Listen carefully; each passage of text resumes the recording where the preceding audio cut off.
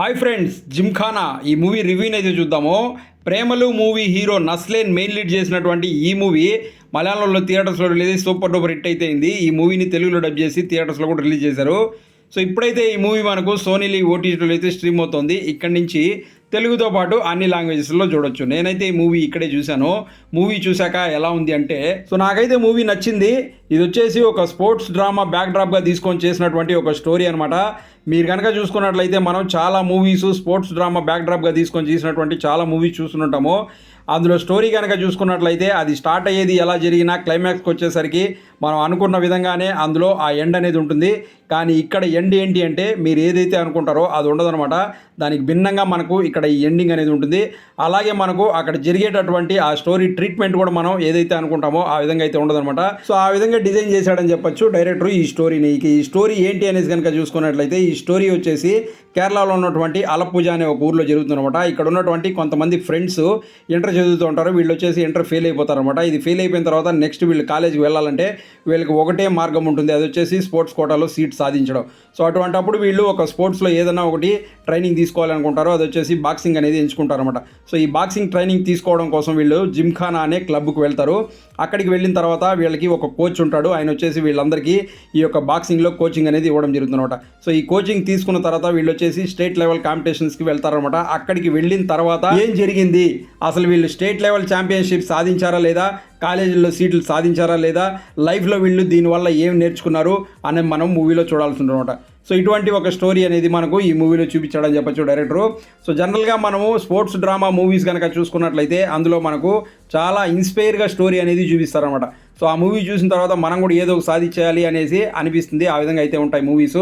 కానీ ఈ మూవీలో ఏంటి అంటే, ఒక ఇంటర్ తప్పిపోయినటువంటి కుర్రాళ్ళు ఏదైతే వాళ్ళ మనస్తత్వం ఉంటుందో దాన్ని అలాగే చూపించాడని చెప్పొచ్చు. జస్ట్ వీళ్ళు బాక్సింగ్కి ఎందుకు వెళ్తారంటే కాలేజీలో సీట్ కొట్టడం కోసమే వెళ్తారు. అక్కడికి వెళ్ళిన తర్వాత కూడా వీళ్ళ బిహేవియర్ అనేది అదే విధంగా ఉంటుంది. వీళ్ళు ఛాంపియన్షిప్ అవ్వాలా లేదా అనేది కూడా వీళ్ళు డిసైడ్ చేసుకోలేరు. కానీ ఎండ్కి వచ్చేసరికి వాళ్ళ మనసులు ఏ విధంగా మారాయి, వాళ్ళు మళ్ళీ ఎలా ట్రై చేయాలనుకున్నారు అనేది మనకు చూపించాడని చెప్పొచ్చు డైరెక్టర్. సో మూవీ అంతా కూడా మనకు చాలా జోవియల్గా చాలా కామెడీగా అయితే వెళ్తూ ఉంటుంది. ఎక్కడ మనకు సీరియస్నెస్ అనేది కూడా ఉండదన్నమాట. ఎందుకంటే డైరెక్టర్ చూపించాలనుకున్నదే అదే వేలో చూపించాలనుకున్నాడు కాబట్టి అదే విధంగా చూపించాడని చెప్పొచ్చు. అలాగే క్లైమాక్స్కి వచ్చేసరికి వాళ్ళు ఏదైతే రియలైజేషన్ అనేది అయ్యారో దాన్ని కూడా బాగా చూపించాడని చెప్పొచ్చు. సో ఓవరాల్గా డైరెక్టర్ ఏదైతే చెప్పాలనుకున్నాడో దాన్ని 100% చెప్పాడని చెప్పొచ్చు.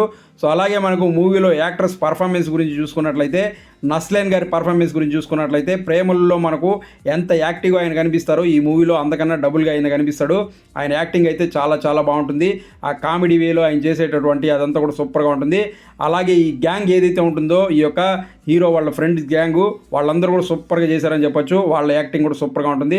అలాగే మిగిలిన వాళ్ళు కూడా వాళ్ళ క్యారెక్టర్స్ వరకు చాలా చాలా బాగా చేశారు. సో కాకపోతే ఇక్కడ ఏంటి అంటే ఫస్ట్ హాఫ్ పైన సెకండ్ హాఫ్ చూసుకుంటే కొంచెం ల్యాగ్ అనేది అనిపించవచ్చు. ఎందుకంటే సెకండ్ హాఫ్ అంతా కూడా మనకు ఓన్లీ బాక్సింగ్ అనే దానిపైనే వెళ్తుంది. సో ఆ బాక్సింగ్ అనేది ఎక్కువ చూపించడం వల్ల చూసే వాళ్ళకి కొంచెం ల్యాగ్ అనేది అనిపించవచ్చు.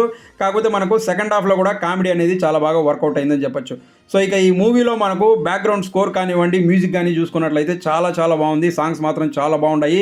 బ్యాక్గ్రౌండ్ స్కోర్ కూడా బాగుంది. అలాగే మనకు కెమెరా వర్క్ కూడా చాలా చాలా బాగుందని చెప్పొచ్చు. అలాగే ప్రొడక్షన్ వాల్యూస్ కూడా బాగున్నాయి. సో ఓవరాల్గా మనకు ఈ మూవీ ఎలా ఉంది అంటే, మీరు కనుక స్పోర్ట్స్ డ్రామాలో మంచి కామెడీ టచ్ ఉన్నటువంటి మూవీ చూడాలి అనుకుంటున్నట్లయితే ఖచ్చితంగా ఈ మూవీని అయితే చూడండి, మీకైతే నచ్చుతుంది. సో మీరు కనుక స్పోర్ట్స్ డ్రామాలో మంచి సీరియస్నెస్ ఉన్నటువంటి మూవీ చూడాలనుకుంటే మాత్రం ఈ మూవీ మీకు నచ్చకపోవచ్చు. నాకైతే మూవీ చాలా బాగా నచ్చింది. ఫ్యామిలీతో కలిసి మూవీని చూడొచ్చు అంటే ఖచ్చితంగా చూడొచ్చు. ఎక్కడ అభ్యంతర సన్నివేశాలు అయితే లేవు. సో అది ఫ్రెండ్స్, చూసారు కదా. ఈ వీడియో మీకు నచ్చినట్లయితే లైక్ చేసి ఛానల్ సబ్స్క్రైబ్ చేసుకోండి. మీకు నచ్చే మరో మంచి వీడియోతో మళ్ళీ వస్తాను. Thanks for watching this video. Thank you very much.